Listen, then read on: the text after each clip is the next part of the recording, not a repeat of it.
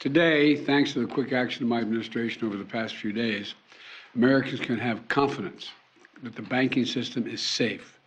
Your deposits will be there when you need them. Small businesses across the country, the deposit accounts at these banks can breathe easier knowing they'll be able to pay their workers and pay their bills. And their hardworking employees can breathe easier as well. Last week, when we learned of the problems of the banks and the impact they could have on jobs of small businesses and banking system overall, I instructed my team to act quickly to protect these interests. They've done that. On Friday, the government regulator in charge, the FDIC, took control of Silicon Valley Bank's assets.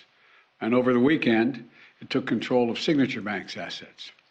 Treasury Secretary Yellen and a team of banking regulators have taken action, immediate action. And here are the highlights.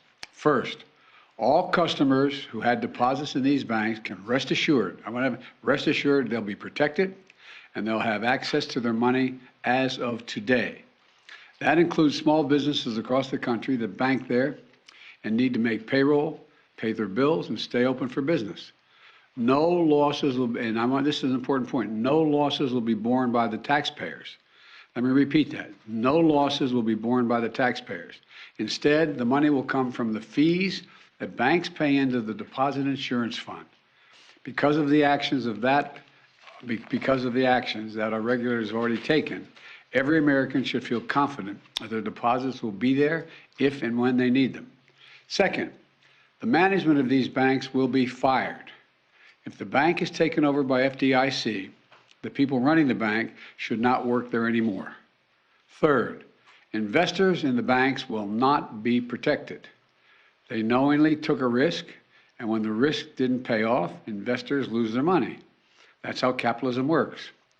And fourth, there are important questions of how these banks got into the circumstance in the first place. We must get the full accounting of what happened and why those responsible can be held accountable. In my administration, no one is above the law. And finally, we must reduce the risk of this happening again. During the Obama-Biden administration, we put in place tough requirements on banks like Silicon Valley Bank and Signature Bank, including the Dodd-Frank law to make sure that the crisis we saw in 2008 would not happen again. Unfortunately, the last administration rolled back some of these requirements. I'm going to ask Congress and the banking regulators to strengthen the rules for banks to make it less likely this kind of bank failure would happen again, and to protect American jobs and small businesses. Look, the bottom line is this. Americans can rest assured that our banking system is safe. Your deposits are safe.